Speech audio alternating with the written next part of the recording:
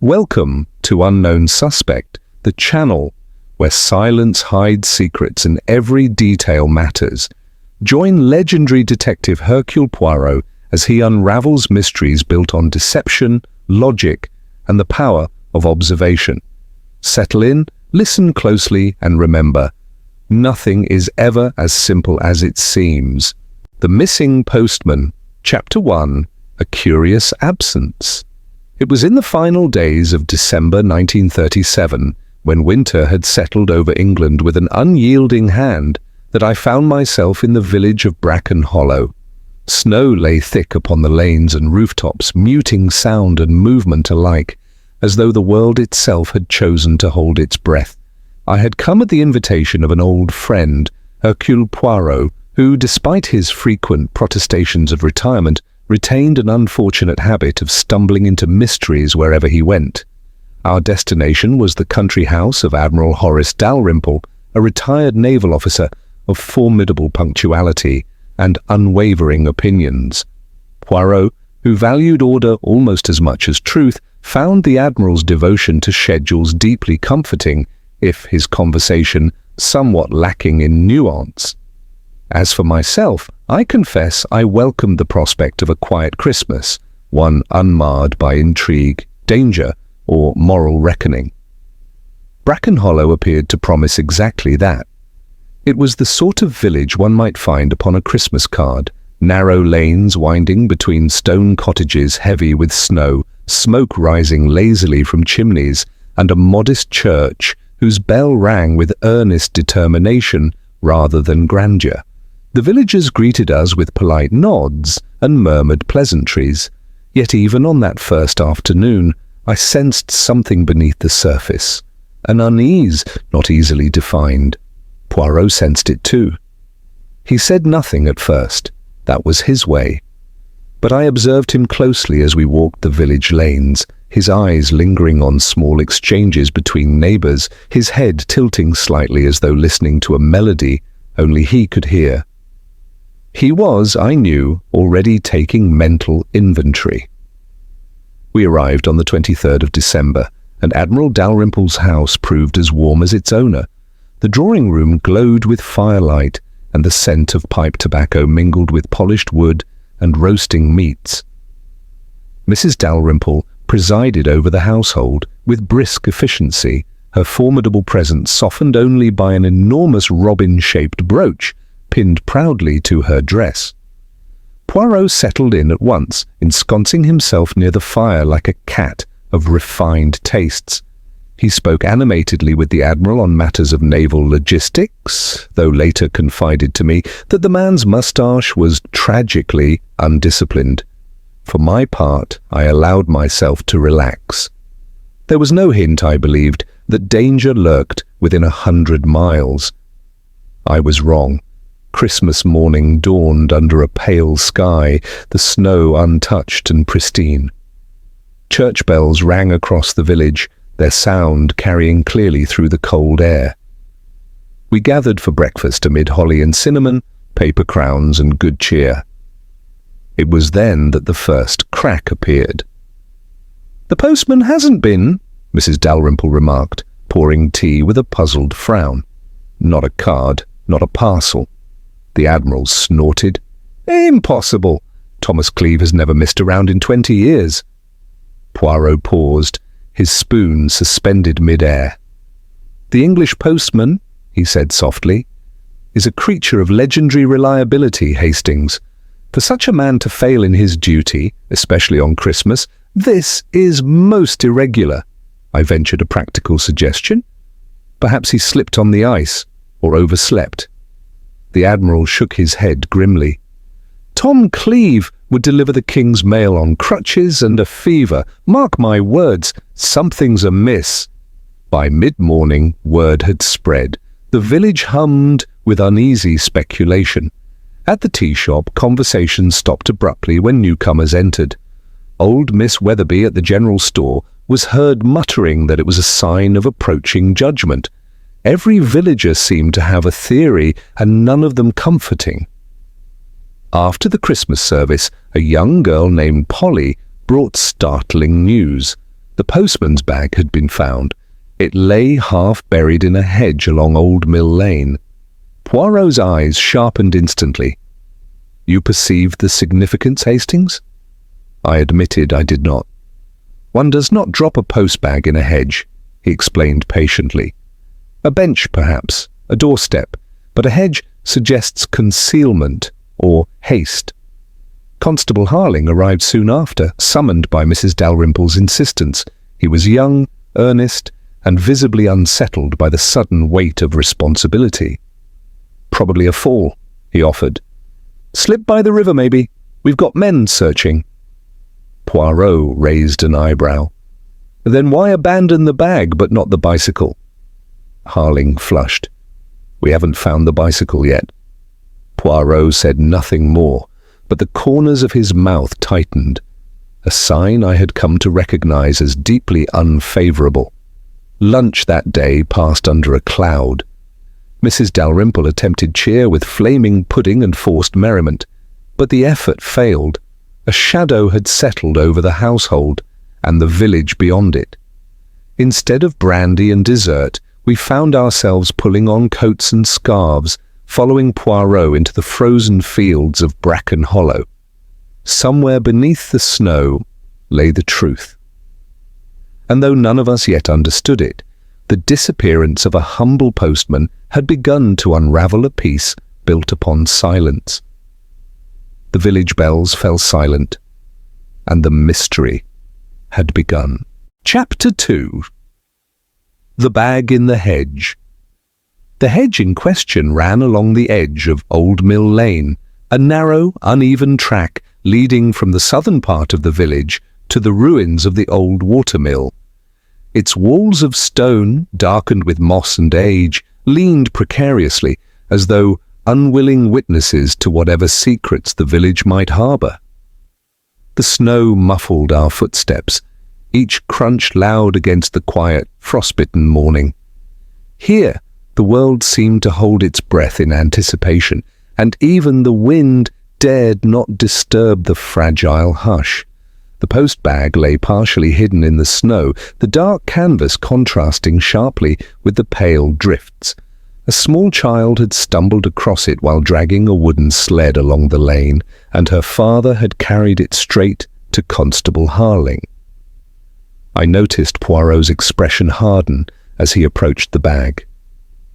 He crouched beside it, his green eyes taking in every detail, his little fingers steepled for thought.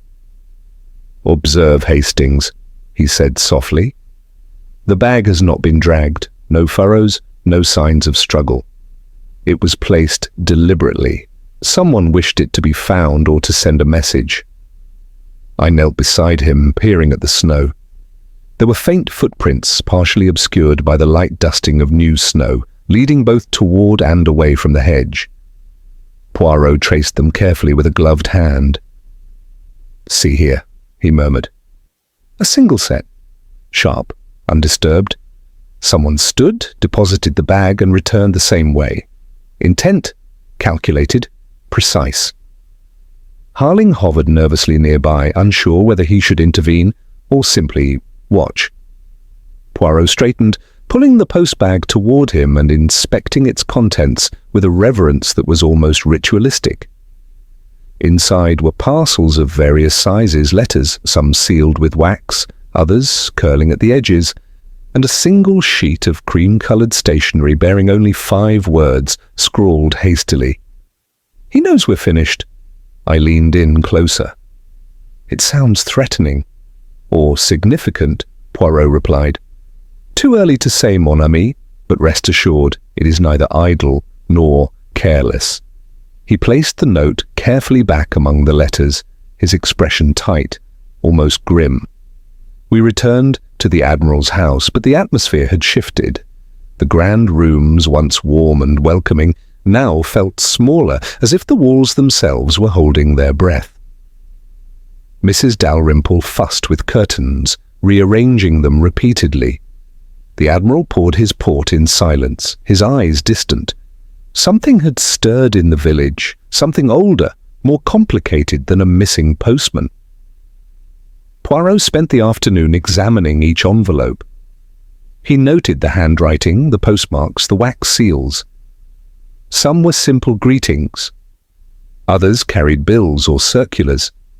A few, he observed quietly, seemed to carry more than their surface suggested, a subtle weight of history, an echo of forgotten moments. Later, as dusk fell, we walked the snowy lanes once more. Poirot paused to point out a distant building with red tiles. "That is the inn," he said, voice low. "The Rose and Thistle. Young Millie Gray runs it mostly, though her father owns the place. Tomorrow, Hastings, we shall speak with her. She may have seen what others have not." The following morning, the village seemed quieter still. Smoke drifted from chimneys and boots crunched across packed snow. Yet beneath this surface calm, Poirot insisted, lay currents unseen.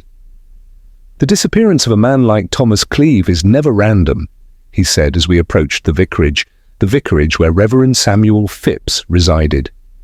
"It has symmetry, purpose, like the workings of a finely tuned clock. Let us examine the gears, Hastings, not where, but whom." Reverend Phipps received us politely, though I detected unease beneath his calm exterior. He was a man who carried the weight of both his parish and his own conscience. When Poirot inquired about Thomas Cleeve, Phipps spoke carefully, his words deliberate. "Cleeve was punctual, loyal, trustworthy," the vicar said. Recently, however, he lingered. He asked questions about the war memorial and Captain Elmore, whose name appears there. He seemed curious, investigative. Poirot tilted his head. "And Captain Elmore?" "Died in the Great War," Phipps replied.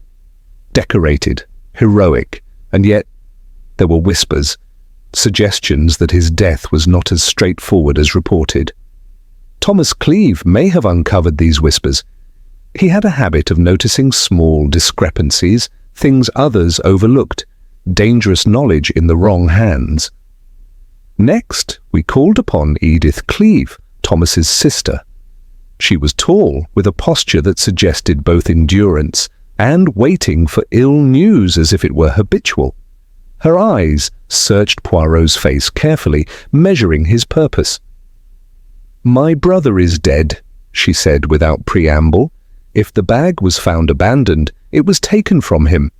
He received unusual correspondence, a letter without a stamp, hand-delivered, tucked inside a copy of the Times. He read it and said nothing further, as though the words themselves weighed him down." Poirot took the newspaper reverently, scanning the envelope and its contents. "A message dressed in nostalgia, yet with teeth beneath," he murmured.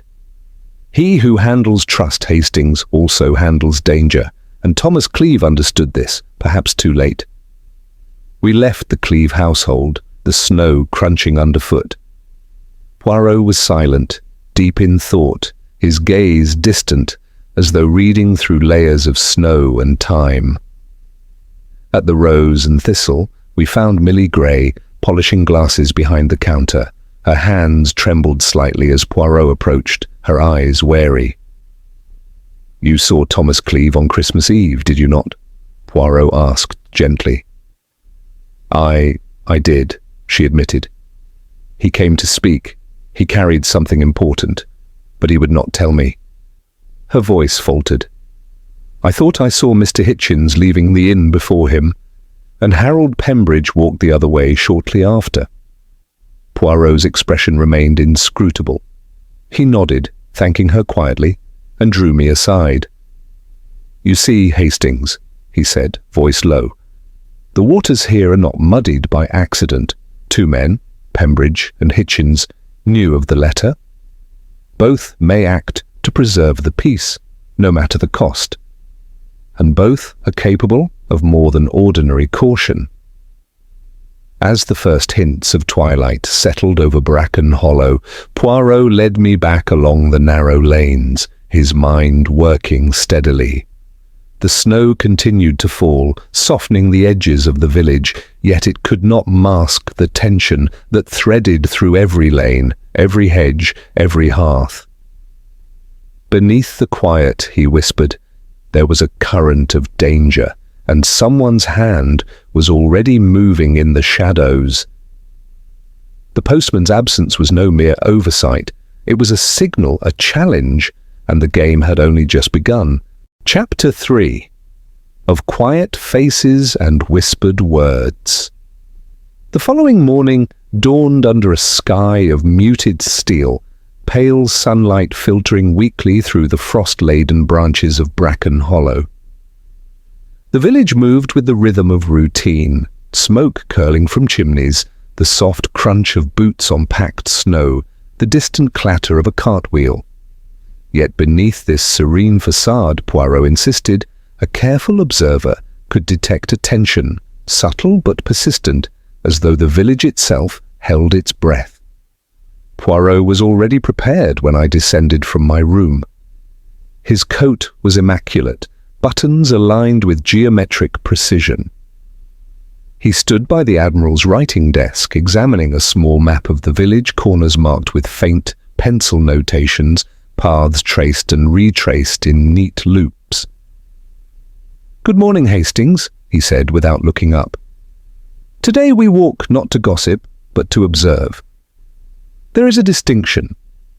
The former often leads only to distraction, while the latter may uncover truths hidden in plain sight." I followed him, intrigued by the meticulousness of his approach. Poirot's eyes, green and piercing, darted from one detail to the next, cataloguing minutiae invisible to most. "The disappearance of a man like Thomas Cleeve is not random," he continued. "It possesses purpose, symmetry, like the mechanism of a Swiss watch. And a man's purpose is revealed not only in what he does, but in whom he encounters along the way." Our first stop was the vicarage, home of Reverend Samuel Phipps. He greeted us politely, though his composure was brittle, as if any sudden movement might shatter it entirely. His cassock hung stiffly, wool scarf wound several times around his neck, and a pair of spectacles caught the weak sunlight. "You are here about Thomas Cleeve?" he asked, voice careful, measured. "Yes, mon ami," Poirot replied. "We seek not idle gossip, but the truth behind his absence." Phipps adjusted his spectacles nervously. Cleeve was always punctual, dependable. Recently, however, he lingered, questioned matters long past. The war memorial, Captain Elmore. Subtle matters, Hastings, which few in the village care to recall. Poirot's eyes narrowed. And Captain Elmore? What knowledge did Cleeve seek? The vicar's fingers fidgeted, white against the fabric of his sleeve. Elmore's death. Not as simple as the memorial suggests. There were whispers of foul play, unresolved questions. Cleeve noticed these details, though I cannot say he fully understood their weight. A man like him who notices can be dangerous to those with secrets to keep. Next, we visited Edith Cleeve, Thomas's sister, whose home bore the aura of someone accustomed to waiting for news that would bring sorrow. Her eyes measured Poirot as carefully as he measured her, searching for intent. "My brother is gone," she said simply. If the bag was abandoned, it was taken from him. He received a letter, unusual, hand-delivered, no stamp, tucked inside a newspaper. He read it, then said nothing. Some truths, he believed, must wait. Poirot examined the envelope carefully, noting the paper, the handwriting, the precise folds. "A subtle weight of history," he murmured. "He who handles trust, my friend, also handles danger." By mid-morning, we made our way to the Rose and Thistle, where Millie Gray, daughter of the innkeeper, polished glasses behind the bar. She was pale, her hands trembling slightly, as though the memory of the previous evening still haunted her. "You saw Thomas Cleeve on Christmas Eve, did you not?" Poirot asked, gently. "Yes," she admitted. He came to speak, but he would not say what he carried, only that it was important. Dangerous, perhaps. I thought I saw Mr. Hitchens leaving before him and Harold Pembridge walking in another direction shortly after. Poirot inclined his head. Precisely. You have observed what many overlook. The threads of this tapestry are fine, Hastings, and a single misstep can unravel the entire weave. He turned, gesturing for me to follow into the alley behind the inn. The wind stabbed sharply at our faces, carrying with it the smell of smoke and distant smoke from the Admiral's hearth. Poirot pointed to footprints in the snow. Notice, Hastings, the impressions are too deliberate to be accidental. 2 men, Pembridge and Hitchens, knew of the letter. Both may act to preserve peace, no matter the cost, and both are capable of more than ordinary caution. Someone here has already taken measures, unseen, calculated. Our next visit was to Dorothy Pembridge, wife of Harold Pembridge. She welcomed us politely, but her composure was taut, like a bowstring ready to snap. Poirot's gaze lingered for a moment on her hands, folded neatly on the arm of her chair, before he spoke. "You knew Thomas Cleeve?" he asked softly. She nodded. "He has been our postman for nearly 2 decades, always respectful, always punctual. Yesterday he came to speak to me, but he never arrived. I expected him. I waited. And nothing?" Harold Pembridge shuffled in, frail and unsteady, coughing intermittently. Poirot inclined his head toward him. "Moo Pembridge, your movements yesterday. May we trouble you?" The man's voice was a croak. "I walked to the Rose and Thistle, heard Tom was seeking me. No harm intended. I swear it." Poirot's eyes, sharp as the snowflakes settling around us, studied him. "And yet, Hastings, the waters are muddied. There is a current beneath. These men, Pembridge, Hitchens, both knew of the letter and both have reason to act decisively. Someone has moved quietly to ensure that truths long buried remain so. We must observe and wait and trust that the pieces will align." As the afternoon waned, Poirot led me through the winding lanes, stopping at key points: the hedge where the post-bag was discovered, the mill pond visible in the distance, the faint outlines of cottages behind snow-laden trees. Each location offered a clue, a subtle suggestion of movement, of presence, of intent. "The postman," Poirot whispered, "was more than a deliverer of letters. He was a guardian of trust, a keeper of secrets. His absence wounds this village more deeply than mere violence could. Observe, Hastings, what he carried, whom he confronted, and who watched silently. There is a pattern, a logic, and it will reveal itself." As twilight settled, the village seemed to exhale, the hush deepening, shadows stretching across the narrow lanes. Poirot paused beside a frost-covered holly bush, his breath visible in the cold air. "Tomorrow, Hastings," he said softly, "we shall follow these threads further. The quiet faces of Bracken Hollow speak volumes, if one knows how to listen, and whispered words, seemingly innocent, may conceal the gravest truths. A story of loss, love, and deception unfolds here, hidden beneath snow and civility. We must be patient. Only patience will reveal the full measure of human hearts." The sun dipped below the horizon, and the village lights flickered one by one. Poirot's gaze lingered on the snow-covered lanes, and I sensed a tension in him that was rare, even for a man so accustomed to mysteries. The net was tightening, subtle, yet inevitable, drawing us closer to the truth.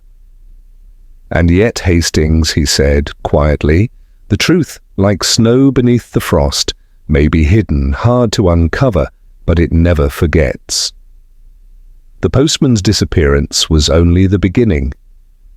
Beneath the quiet faces and whispered words of Bracken Hollow, the pulse of a far older story beat steadily, waiting for discovery.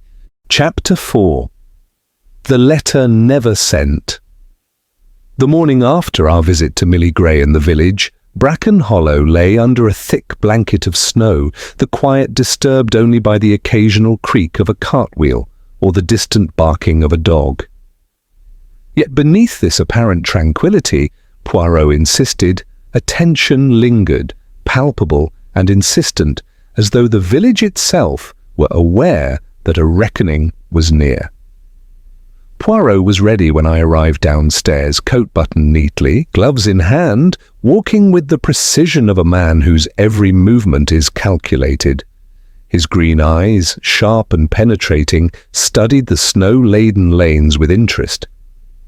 "Hastings," he said softly, "the postman's disappearance is more than a simple matter of a missed delivery. The letter he carried may have been intended to soothe hearts, or to wound them, and a man who bears such a message becomes both messenger and target." We made our way to the edge of the village, to a modest house behind a low stone wall, surrounded by frost-tipped hedges. A small plaque on the gate read, "A. Hitchens, solicitor, by appointment." Poirot did not knock, merely lifted his small hand and pressed the doorbell.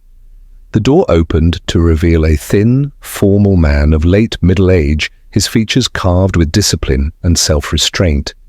His spectacles sat halfway down his nose, and his thin lips were set in a straight line. "Mr. Hitchens?" Poirot asked politely. "I am Hercule Poirot. I believe you may have known Thomas Cleeve." Hitchens's face betrayed the faintest tightening at the corners of his eyes. "I knew him professionally. Why do you inquire?" Poirot's gaze was steady, calm, but carried the weight of authority. "Because, monsieur, it appears he discovered something that many wished remained hidden. He approached you regarding a letter, yes?" Hitchens paused. His thin fingers fidgeted with the edge of his waistcoat. I suppose it is true. 3 weeks ago he came to me with a letter, one I had hoped never to see again." Poirot nodded slowly, taking a step inside as Hitchens opened the door wider. The office was small, ordered, and faintly perfumed with lavender oil. Shelves lined with thick ledgers rose along one wall. A forgotten kettle sat on the hob, and dust motes floated lazily in the weak winter sunlight. "You are a man of discretion," Poirot said softly, "and yet discretion alone does not absolve one of responsibility.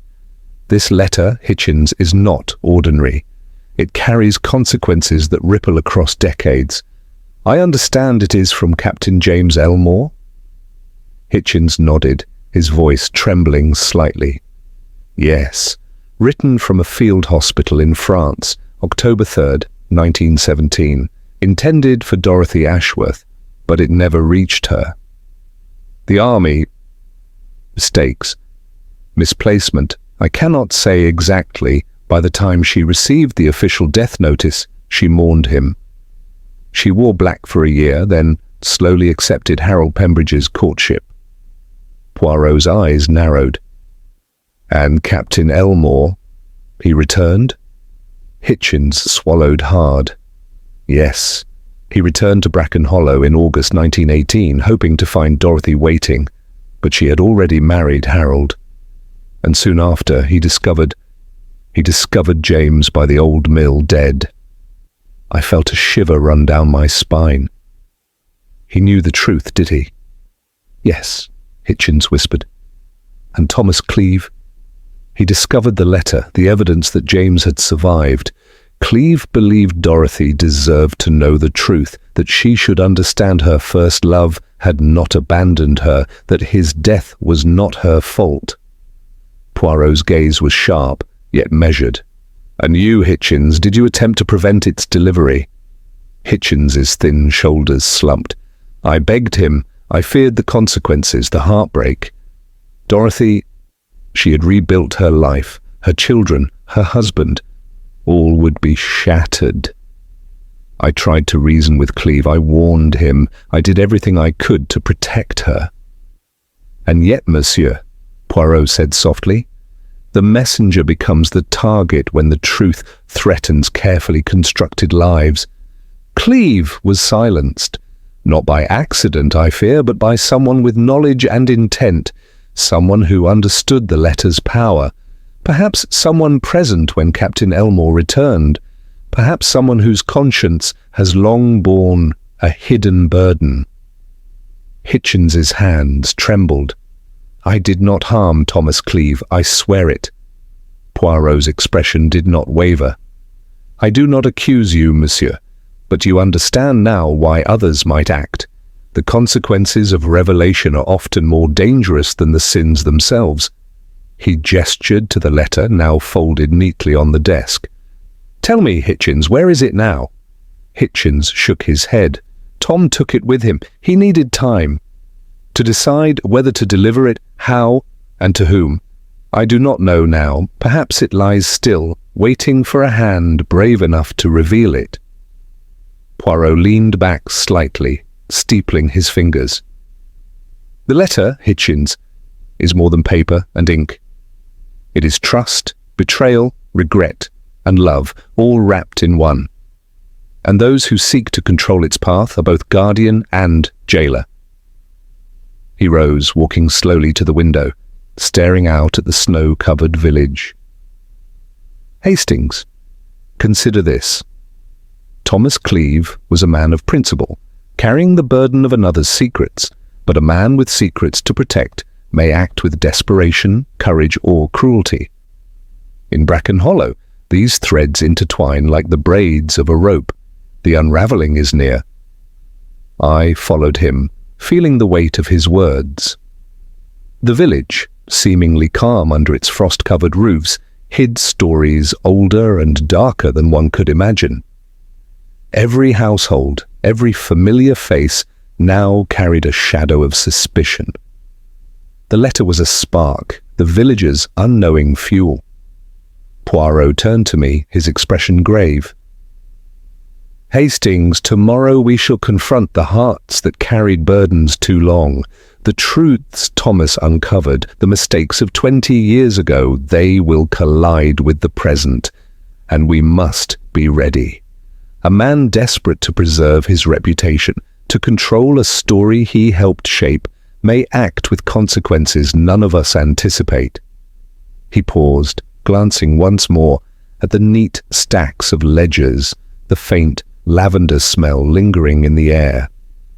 "The letter never sent, Hastings, is now the engine of fate. It moves invisibly, silently, and yet its impact reaches every door, every heart in Bracken Hollow. And as we have learned, the postman does not merely carry letters. He carries the pulse of the village itself." Outside, snow fell more heavily, blanketing the streets in silence, muting even the faintest footsteps.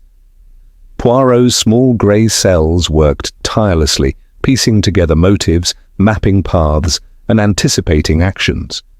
The missing postman was not the only mystery here. He was merely the signal, the first visible ripple on a pond whose depth extended far beyond what anyone in the village could see. As we left Hitchens's house, the wind cut sharply across our cheeks. Poirot's gaze was fixed on the distant mill, where the letter's story had begun, and where the postman's life had been irrevocably altered. "Hastings," he said softly, "we are not merely observing events. We are witnessing the consequences of choices made long ago, preserved in silence, now erupting in the present. The letter is the key, and someone among us knows how to turn it to their advantage." The streets of Bracken Hollow seemed quiet, almost idyllic, but beneath the snow the currents of fear, grief, and hidden truth flowed. And Poirot, ever vigilant, knew that the next step, deciding who held the courage or the cruelty to act, would reveal the heart of this mystery. And so Hastings, the letter never sent, had finally begun to speak. Chapter 5. The Ties That Bind. The morning after our visit to Hitchens, Bracken Hollow seemed to hold its breath. Snow lay thick on rooftops and along the narrow lanes, muffling the footsteps of those few villagers stirring early. Yet beneath this tranquil facade, Poirot sensed the tension weaving its invisible threads through every home, every hearth. He moved with his usual precision, observing the smallest details, how shutters were slightly ajar, how a chimney smoked more than usual, or how a doorstep bore faint traces of hurried passage. "Hastings," he murmured as we walked past the churchyard. "The village is a tapestry of human hearts, and every heart bears a secret. The disappearance of Thomas Cleeve is not a single thread, but many, each intertwined, each tugging upon another. To unravel this, one must understand not only the individual actions, but the bonds that connect them." We first visited the Pembridge residence. Dorothy's house was modest but well cared for, a reflection of the woman herself, practical, gentle, and yet with a quiet strength that had carried her through decades of hidden sorrow. Dorothy met us at the door, her expression composed but wary, as though bracing herself for news she feared yet anticipated. Harold, frail and pale, sat near the hearth, his hands clenched over a small, worn prayer book. He looked at Poirot and me with a mixture of apprehension and recognition, sensing the gravity of the investigation. Poirot greeted Dorothy with his customary courtesy, then turned to Harold. "Monsieur, yesterday you were seen speaking to Thomas Cleeve. Pray, tell us what passed between you." Harold's voice was low, strained. "I only wished to dissuade him. He carried a letter, one that, if delivered, would shatter peace, not restore it. I told him. I warned him, but I did not touch him. He left, resolute, clutching that paper." Poirot's green eyes, sharp and unwavering, studied Harold carefully. "You feared the consequences, yes, but did you anticipate more drastic actions? That someone else might intervene in ways unforeseen?" Harold shook his head, voice trembling. "I could never imagine. Not this." After speaking with the Pembridges, Poirot insisted we visit Millie Gray at the Rose and Thistle Inn. The inn, usually cheerful with the scent of fresh bread and roasting meats, seemed subdued. Millie met us behind the counter, her fingers clenching the edge of a towel as she leaned forward, eyes wide with both curiosity and unease. "Monsieur Poirot, I saw him, Tom Cleeve," she admitted softly. "He came here yesterday very troubled. He said he carried something important. I do not know what it was, but I sensed urgency. He spoke of Dorothy Pembridge and then he left. Shortly after, I saw Harold Pembridge walk in the opposite direction, and Mr. Hitchens left not long before that. I do not know what they did, but it felt wrong." Poirot's small grey cells churned, connecting Millie's observations to the threads we had already begun to unravel. "Hastings," he said quietly, "observe the interplay. Each of these people is bound by long histories, by old loyalties, and by obligations they cannot abandon. Cleeve, a simple postman by trade, now holds the weight of those obligations in his hands. We left the inn, the cold wind biting at our cheeks as snows swirled around us. Poirot was silent for a long time, eyes scanning the lanes and alleys, noting footprints and the subtle signs of hurried passage. "The village is a living organism," he murmured. "Every heartbeat, every whisper is connected. To protect one secret, another must be concealed. And so the ties bind, stronger than any chain, invisible yet unyielding." Our next stop was Edith Cleeve's home. The woman, tall and reserved, welcomed us with a quiet dignity. Her eyes, though calm, betrayed the lingering weight of grief and worry. Poirot inquired gently about her brother, Thomas. Edith explained that Thomas had always been meticulous, committed not only to his duties, but to the moral obligations that came with them. "He believed," she said softly, "that some truths could not be buried indefinitely, and so he acted despite the risk to himself. Poirot nodded, steepling his fingers. Hastings, note this: one man's courage can provoke desperation in another. When one person seeks to reveal what others would hide, the balance of the village shifts, and with that shift the ties that bind are strained, sometimes to breaking. By mid-afternoon, we returned to the churchyard, where the snow-covered gravestones and leafless trees created a sombre tableau.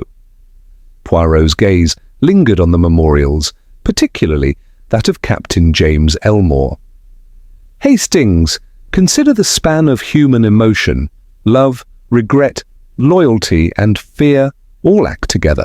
Cleeve's discovery of the mislaid letter is not merely a puzzle to solve, it is a catalyst that exposes the deep currents of human behavior, and now those currents are converging.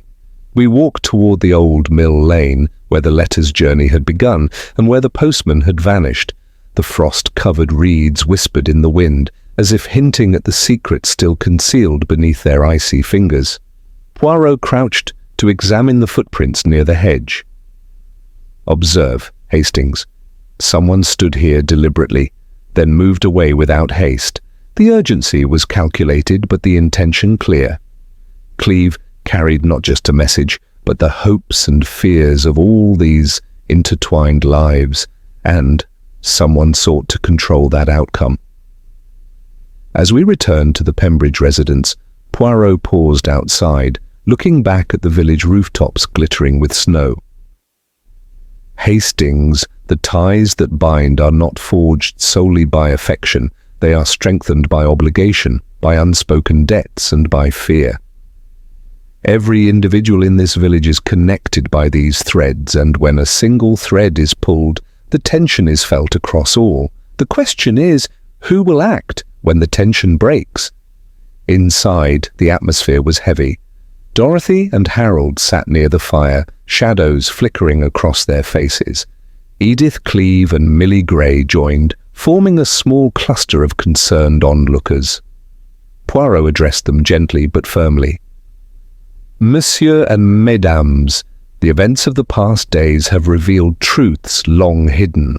The disappearance of Thomas Cleeve and the contents of the letter he carried are the culmination of decades of choices, of silence, and of devotion, sometimes misplaced, sometimes misdirected.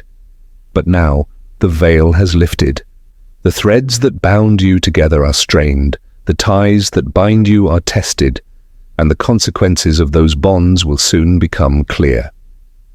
His gaze swept over each face, noting the subtle reactions: fear, relief, curiosity, guilt. Hastings, he said quietly, observe. Every person has a role, every action a consequence. The village is a living testament to the power of hidden truths, and as we step forward, the choices made by a few will illuminate the paths of many. By evening, the village lay quiet, the snow softening the edges of rooftops and streets. Poirot and I walked back to the Admiral's house, reflecting on the day's revelations. The threads of human connection had been exposed, and the weight of unspoken truths pressed upon all who dwelled in Bracken Hollow. Cleeve's absence was no longer merely a mystery. It was a mirror, reflecting the intricate, fragile, and often painful ties that bound this village together. Poirot paused at the gate of the Admiral's estate, his expression contemplative. Tomorrow, Hastings, we will see how these ties are tested further. For every secret revealed, a reaction follows. And in the case of Thomas Cleeve, the reactions may be swift, decisive, and even dangerous. The ties that bind can protect, but they can also destroy. As we entered the warmth of the Admiral's house, I realized the full weight of Poirot's observation. The village, serene under its winter cover, hid a web of emotion, duty, and unfulfilled longing.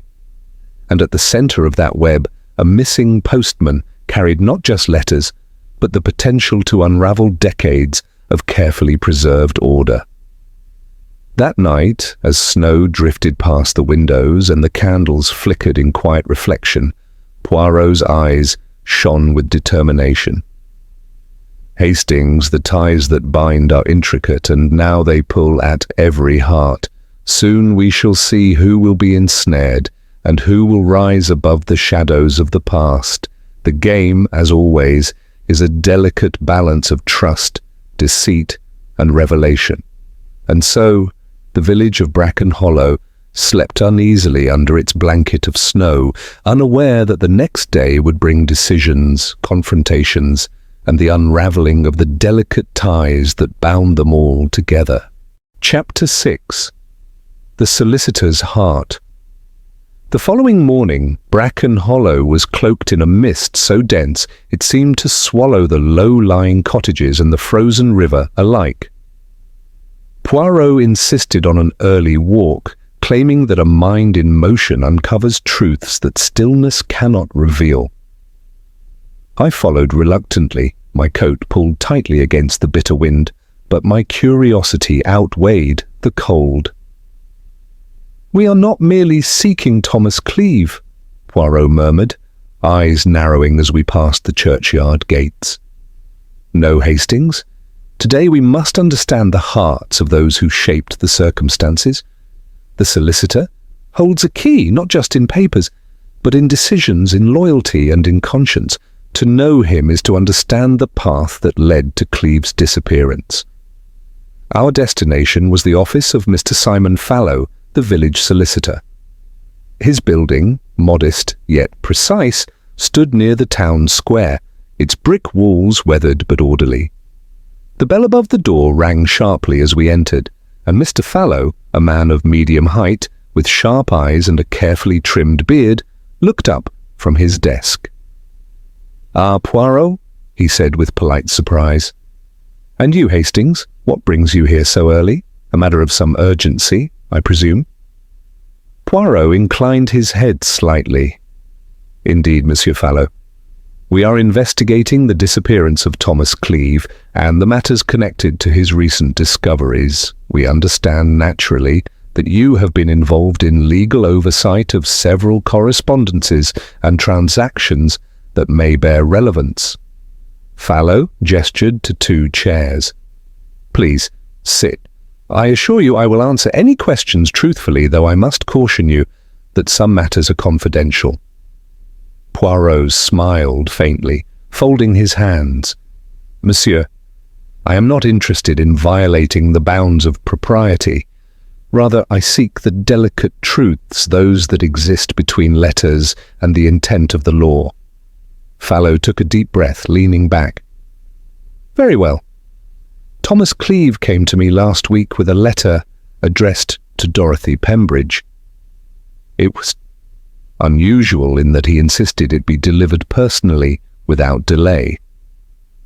I sensed his apprehension, though I did not understand the full gravity. The letter contained information regarding an old family dispute, long thought resolved, though evidently it had been kept hidden. He was determined that the truth must be revealed, come what may. Poirot's fingers tapped lightly on his knees.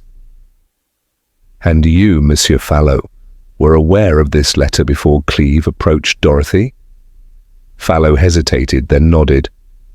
"I knew of its contents, a matter of property and inheritance, a feud that had simmered beneath polite society for decades. I had believed it settled, forgotten by most. Cleeve's insistence surprised me.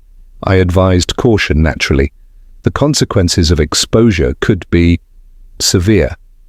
Hastings, ever the voice of the practical mind, asked, "Severe how? Financial loss? Legal trouble?"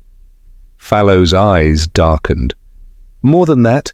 Social ruin, mistrust among families, and perhaps worse, a breach of loyalties that could create discord in ways few would anticipate. Some secrets, once unearthed, cannot be contained." Poirot leaned forward. "And yet Thomas Cleeve chose to act despite these warnings. A brave man, or perhaps a man driven by duty." "Duty?" Fallow echoed, eyes distant. "Yes, perhaps, but duty can be a double-edged sword. He sought to protect truth, yet he risked everything else. and in doing so he placed himself in jeopardy. I feared that he might be waylaid either by accident or by those who feared revelation. Poirot's expression was unreadable.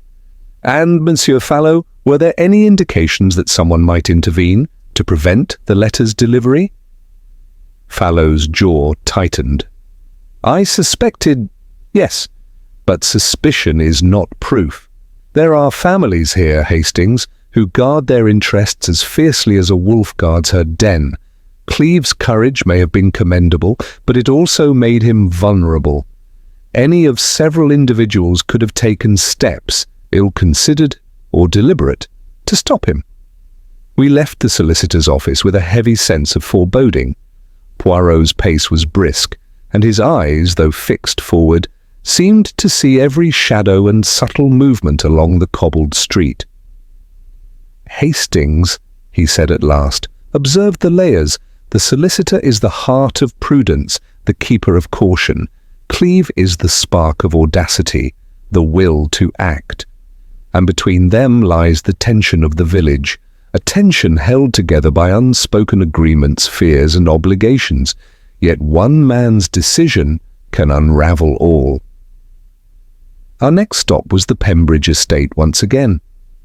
Harold was seated near the window, staring into the courtyard. Dorothy approached as we entered, her composure tempered with anxiety. Poirot wasted no time. Harold, he said softly, you spoke yesterday of fear, of warning Cleve. I wish to understand more precisely the content of that warning, not in detail, but in essence. What was the nature of your concern? Harold swallowed hard. I told him that some truths, once revealed, cannot be controlled. They spread, Hastings, like ink in water.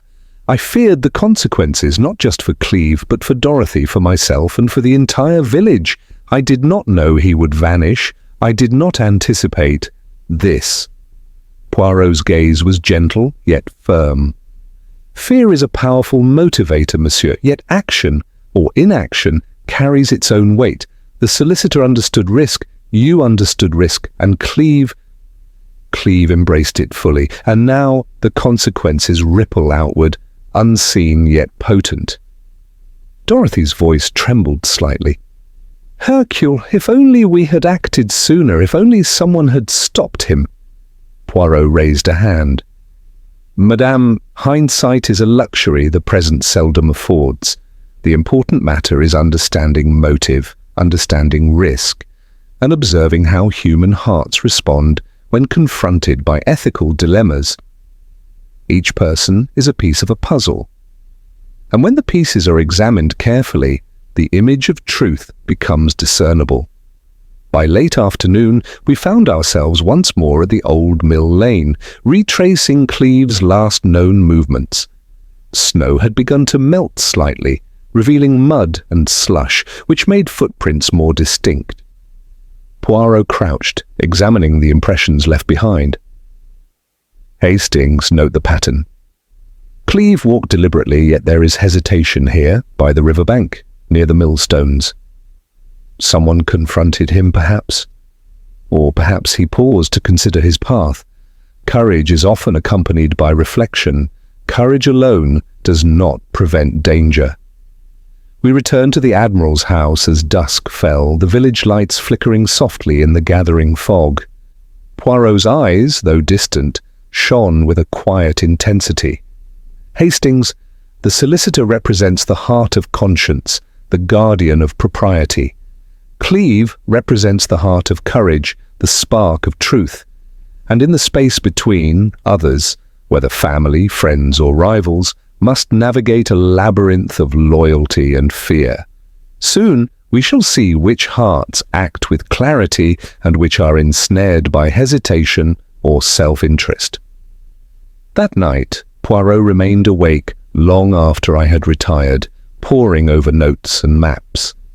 I could see him through the study door, moving pieces of paper like chess pieces on a board, as though each note, each observation, carried with it a weight far beyond the surface.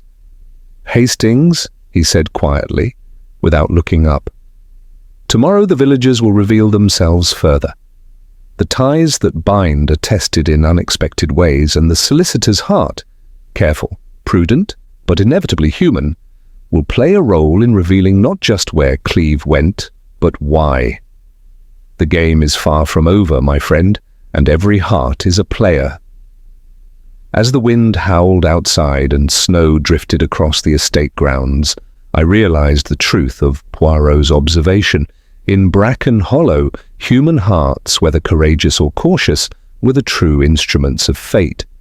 And in the coming hours the village would reveal which hearts would act, which would falter, and which would be forever changed by the disappearance of one seemingly ordinary man. Chapter 7. Shadows of the Past. The morning dawned pale and grey over Bracken Hollow, the village wrapped in a silence that felt almost deliberate, as if the snow itself conspired to hold back whispers of the past. Poirot moved with quiet determination, his sharp eyes taking in every detail. The frost clinging to windows, the uneven footprints in the lane, the slight tilt of a gate hinge. "Hastings," he said, his voice measured, "we are at a point where the past is no longer dormant. It reaches out like fingers through the mist, and each shadow conceals a truth that some would prefer remain hidden. We must follow where the shadows lead, and not fear what we might find." Our first stop was the Pembridge estate once more. Dorothy greeted us at the door, her expression weary but resolute. She led us inside, where Harold sat in his armchair, still pale and fragile from his illness. The air was thick with unspoken tension, and I could see that every corner of the room seemed to hold a memory, a quiet weight pressing down on those present. Poirot wasted no time. "Madame, Monsieur, the disappearance of Mr. Cleve is intertwined not merely with the events of yesterday, but with the echoes of long ago. We must speak candidly of these echoes, if only to understand why a man so committed to truth would be imperiled." Dorothy's fingers trembled slightly as she adjusted a cushion. "I understand, Monsieur Poirot," she said softly. "Whatever you need to know, I will tell you." Poirot inclined his head. "Good. We begin with your recollection of Captain James Elmore, the gentleman whose misfortune lies at the root of much that troubles this village." Dorothy exhaled, as if steeling herself. "It is difficult, but yes, I remember James. He was gentle, sincere, and devoted. His letters were full of hope, full of plans for a future that never came." Poirot nodded. "And when his letters ceased to arrive, you believed him dead, correct?" "Yes, the official notice arrived, the army confirmed it, and I mourned him as any proper lady should. But life moved on." Her gaze fell, distant, reflecting a sorrow that had lain dormant for decades. Poirot's eyes gleamed with quiet intensity. "And yet Monsieur Cleve discovered a letter that should have reached you but did not. Hastings, note the significance. A postman, normally unnoticed, becomes a keeper of unresolved history.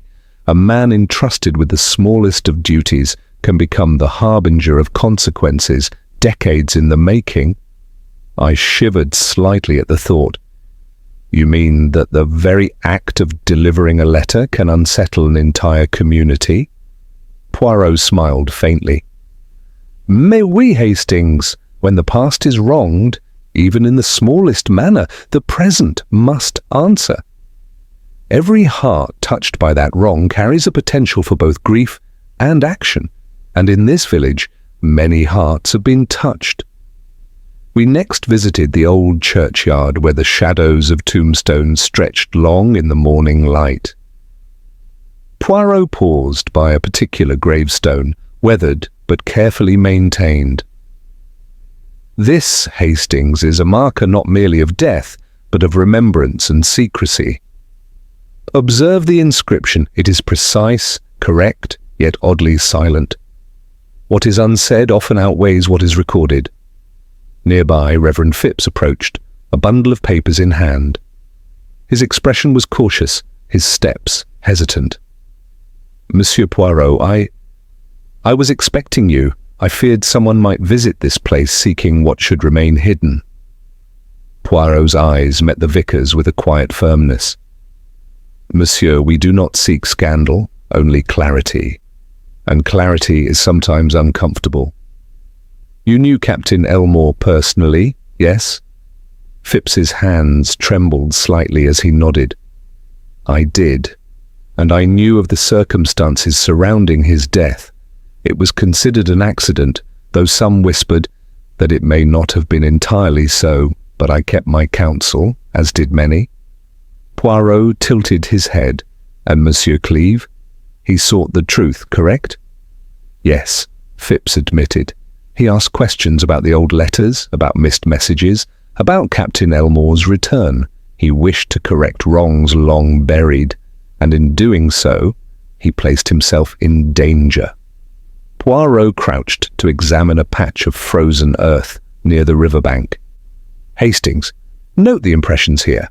A struggle, faint yet present. Someone intercepted Cleeve, not merely to warn, but to prevent. The shadows of the past are reaching forward, and some fear the light of revelation." We left the churchyard and moved toward the village inn, the Rose and Thistle. Millie Gray met us at the door, her hands wringing a cloth. Her eyes were wide with apprehension. "Monsieur Poirot, you seek answers about Cleeve?" "Yes, mademoiselle," Poirot said gently. "We seek understanding, not accusation. Tell me, what did you see on the day he disappeared?" Millie swallowed hard. "I saw him leave with something in his hand. He seemed anxious, almost desperate, and I thought I saw Mr. Hitchens nearby, moving in a way that suggested he did not wish to be noticed." Poirot's eyes flickered with interest. "And did anyone else follow him?" I believe Harold Pembridge did, but I am not certain. The figures were obscured and the snow was falling fast. I did not interfere. I feared trouble." Poirot straightened, his expression grave. "Hastings, observe. 2 men, each with different motives, each compelled to act. One to protect, one to preserve. And Cleeve, courageous yet unaware of the full danger, walks between them like a spark in dry tinder." We left the inn and followed the tracks leading toward the old mill lane. The air was bitter now, the wind whipping snow into our faces. Poirot moved with precision, noting every mark in the frozen ground. "Hastings, each footprint tells a story. The hurried steps of Cleeve, the careful approach of another. See here, evidence not of chance, but of intention. Someone chose this moment, this place, to confront destiny." As we paused near the mill, Poirot's voice lowered. "The past is no longer a whisper, Hastings. It is a drumbeat, echoing in every action, every fear, every heart that knew the old truths. Cleeve has become the catalyst, and those who once acted in secrecy now face the consequences of years long gone. Shadows of the past do not fade. They only wait for the right moment to remind us of what was buried." By evening, we returned to the Admiral's house, weary but not yet sated. Poirot settled by the fire, steepling his fingers, eyes lost in thought. "Tomorrow, Hastings, we will see which hearts are steady and which falter. The shadows have guided us this far, but the final steps require courage, clarity, and an understanding that truth, though delayed, is inexorable. Cleeve's disappearance is but the beginning. The resolution lies in the confrontation between past and present, between fear and conscience." I watched him silently, understanding at last that in Bracken Hollow the past was not gone. It lingered, persistent and patient, shaping every act and every decision. And for Thomas Cleeve, the spark of courage had illuminated secrets that some would give anything to keep hidden. As the night drew in, snow drifting lazily against the window panes, I realized that the coming hours would not merely resolve a mystery, they would expose hearts, unravel loyalties, and reveal truths that had waited decades to be acknowledged. The shadows of the past were no longer distant. They were here, among us, demanding to be reckoned with. Chapter 8. The Truth Revealed. The morning of the final confrontation dawned with an unusual stillness. Bracken Hollow lay under a pristine blanket of snow, its lanes glistening in pale sunlight, but the quiet was deceiving. Every villager seemed to sense that the day would bring closure to secrets long buried. The wind carried whispers of tension, drifting through alleys and across frosted hedges, as though the village itself held its breath. Hastings and I set out early, making our way to the Admiral's house where the assembly would gather. Poirot's step was brisk, but his expression betrayed nothing. His mind, I knew, was already several moves ahead, calculating, weighing, and predicting. "Hastings," he said softly as we entered the frost-covered garden. "Today we will witness the convergence of years of silence and deception. The truth, like a sharp blade, will cut through all veils. Yet caution is required. Hearts are fragile, and revelation can wound as profoundly as any act of violence." Inside, the drawing room was arranged meticulously. A fire burned steadily, casting warm light over faces drawn tight with expectation. Present were Dorothy and Harold Pembridge, Millie Gray and her father, Edith Cleeve, the Admiral, and his formidable wife, Reverend Phipps, Constable Harling, and, last to arrive, Albert Hitchens. The solicitor's usual composure seemed strained, his hands clasped tightly as if to steady the storm within him. Poirot stood before the assembly, hands behind his back, eyes flicking to each individual. "Ladies and gentlemen, we are gathered not for accusation alone, but for understanding. The disappearance of Mr. Thomas Cleeve is a symptom, a signal of truths long neglected. Today we must confront these truths, for they shape not only what happened yesterday, but what has lain buried for decades." He began with a calm recitation of facts: the lost letter of Captain James Elmore, the miscommunications and misunderstandings of the past, Cleeve's meticulous investigations, and the subtle movements observed on Christmas Eve. Each statement was precise, deliberate, leaving no room for evasion. Poirot's voice carried authority, compelling attention, yet tempered with the gravity of compassion. Dorothy's eyes filled with tears as she listened. She seemed suspended between shock and comprehension, slowly grasping the breadth of the events that had shaped her life unknowingly. Harold, seated beside her, remained stoic, yet the tension in his posture betrayed inner conflict.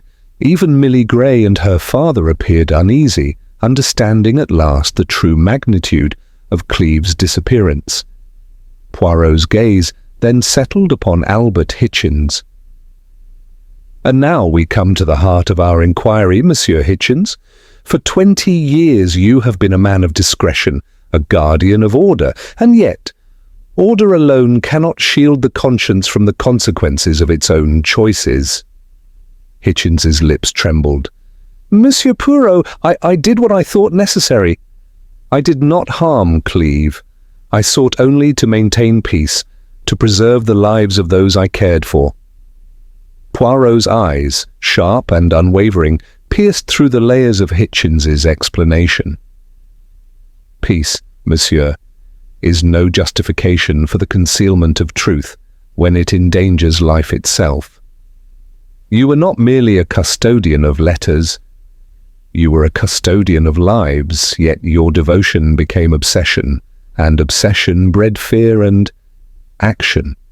A hush fell over the room as Poirot recounted the sequence of events on the fateful Christmas Eve.